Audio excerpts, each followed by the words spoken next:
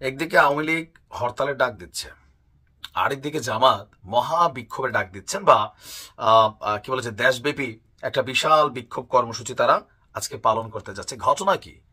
তারা তো ইউনূস সরকারেরই সাপোর্টের একটা সবচেয়ে বড় অংশ বিএনপির তুলনায়। কারণ ইউনূস সরকার যে সংস্কার করতে চাচ্ছেন, জামাত মোটামুটি খোলাখুলি বলে দিচ্ছে নির্বাচনের আগে তারা সংস্কার চায়।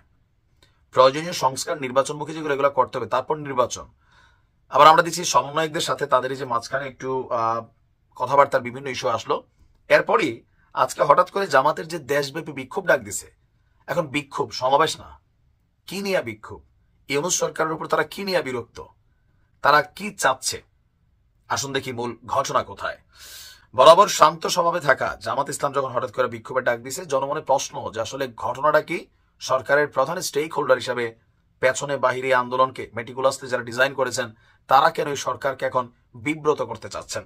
জামাতের বক্তব্য হচ্ছে, আপনার বাংলাদেশ জামাত ইসলামের সহকারী সেক্রেটারি জেনারেল এটিএম আজহারুল ইসলামের মুক্তির দাবিতে অবিলম্বে ওনাকে মুক্তি দিতে হবে, এই দাবিতে সারা দেশব্যাপী আপনার বিক্ষোভের এবং সমাবেশের ডাক দিয়েছে এবং মিছিলের ডাক দিয়েছে জামাত ইসলাম।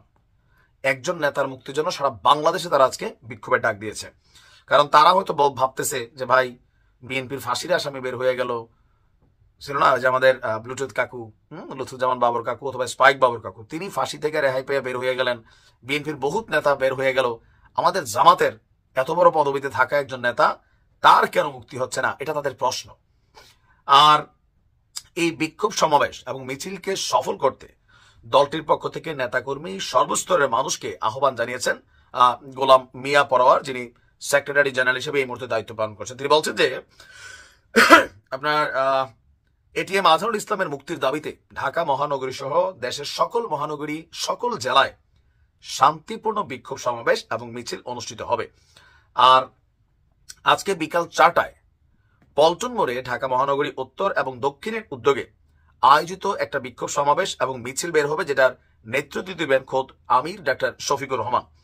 তিনি বলছেন যে সহকারী secretary general ATM Azharul Islam 13 বছরেরও বেশি সময় ধরে কারাগারে আটক আছেন। তার মানে আওয়ামী লীগ ক্ষমতায় আসার পরে জামাতকে যখন তারা মেটিকুলাসলি মানে মানে প্যাকেট করতে চাইছে, সম্ভবত প্রথম দিকে তিনি আটক হয়ে গেছেন। এবং বলা হচ্ছে যে তাকে বারবার রিমান্ডে নিয়ে শারীরিক এবং মানসিক নির্যাতন করা হয়েছে। এটা চোখ বন্ধ করে আমরা বিশ্বাস করতে পারি, কারণ আওয়ামী লীগ সরকার এগুলা করছে, এটা করতে কোনো ভুল নাই। তো বলছে যে তিনি বেশ কয়েকবার গুরুতর অসুস্থ হয়েছেন, তাকে ন্যূনতম চিকিৎসা সেবা দেওয়া হয়নি তখন। তো জামাত বলছে দেশবাসী আশা করছিল যে স্বৈরাচার মুক্ত বাংলাদেশে তাৎক্ষণিকভাবে এই জামাতের নেতা তিনি মুক্তি লাভ করবেন, কিন্তু ইউনূস সরকার ক্ষমতা গ্রহণের পর 6 মাস 9 দিন চলে গেলেও আজহারুল ইসলামকে মুক্তি দেওয়া হয়নি। আর এখন ফেসিবাদ মুক্ত বাংলাদেশে তাকে এখনো আটক রাখায় জাতি বিস্মিত এবং হতবাক। এমন পরিস্থিতিতে তার মুক্তির দাবিতে সারা বাংলাদেশে জামাতের নেতাকর্মীরা মাঠে নামবেন। জামাতের অনেক সমালোচনার মধ্যে একটা পজিটিভ কি জানেন, আমি কিন্তু জামাতের মোটামুটি ভালো রিসার্চ করি, বা পরিচিত অনেকে আছেন যারা জামাতের রোকন বন্ধু, ইভেন জেলা পর্যায়ে বিভাগীয় পর্যায়েও আছেন, পরিচিত আছেন অনেক মানুষ। একটা পজিটিভ দিক হচ্ছে কি, তাদের একটা কর্মীর যদি আপনি হাত দেন, বা একটা কর্মী যদি দলের জন্য জেলে যায়, মাইর খায়, যে কোনো সিচুয়েশনে পরে মারা যায়, এই পরিবারটার টোটাল দায়িত্ব জামাত নিজের হাতে তুলে নেয়। তাদের ভরণ পোষণ, পড়াশোনার দায়িত্ব, ইভেন ভবিষ্যতে একটা চাকরির ব্যবস্থা করে দেওয়া। জামাতের মধ্যে আরো মজার জিনিস আছে যেগুলো নিয়ে অনেকে সমালোচনা করে, কিন্তু আমাদের বিএনপি, আওয়ামী লীগ সহ অন্যান্য দলগুলোতে এটা নাই। যে তারা যা ইনকাম করে এটা থেকে একটা নির্দিষ্ট অংশ প্রতি মাসে দলের ফান্ডে দেয়। কেন দেয়? ওই যে এখন ধরেন এই যে জামাতের যিনি নেতা আছেন, তিনি হয়তো ধনাঢ্য কিনা আমি জানি না, বাট যদি তিনি ধনাঢ্য নাও হন, আবার ধনাঢ্য হন, দল তার আইনি বিষয়গুলা, তার পারিবারিক বিষয়গুলা যদি অর্থনৈতিকভাবে দুর্বল হয়, তারা দেখে খাওয়ায়। আমাদের অন্য দলগুলোর মধ্যে এগুলো নাই। এখন একজন নেতার জন্য সারা দেশে যেভাবে আসছেন, তিনি এমন না যে দলটির একদম প্রধান এই সেই। আমি ওনাকে ওইভাবে চিনিও না, সত্যি কথা যেটা। 13 বছর তিনি জেলে আছেন, একজন ক্যারেক্টার।